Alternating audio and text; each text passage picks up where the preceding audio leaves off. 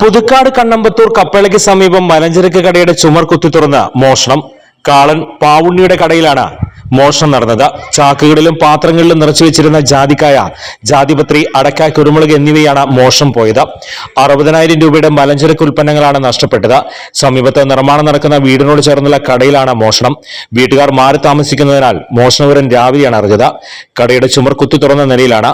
സാധനങ്ങളെല്ലാം ചാക്കുകളിലാക്കിയാണ് കടത്തിയതെന്ന് കരുതുന്നു. പുതുക്കാട് പോലീസ് അന്വേഷണം ആരംഭിച്ചു.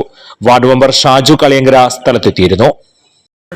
അവരെല്ലാം പറഞ്ഞു. അപ്പൊ അവരറിഞ്ഞിട്ടുണ്ടായിരുന്നില്ല, അവർ ശ്രദ്ധിച്ചില്ല.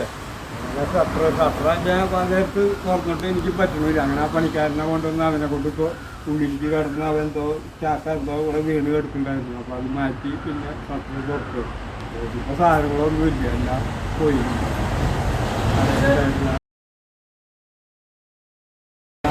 ജാതിക്ക, പച്ചരി, പൗര്, കുരുമുളക്, അടച്ച എല്ലാം പോയി.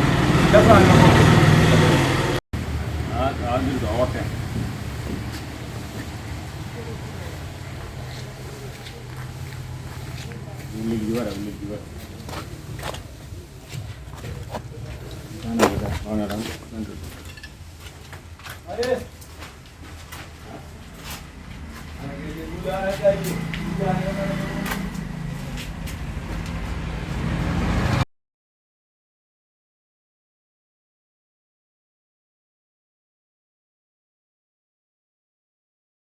You want to do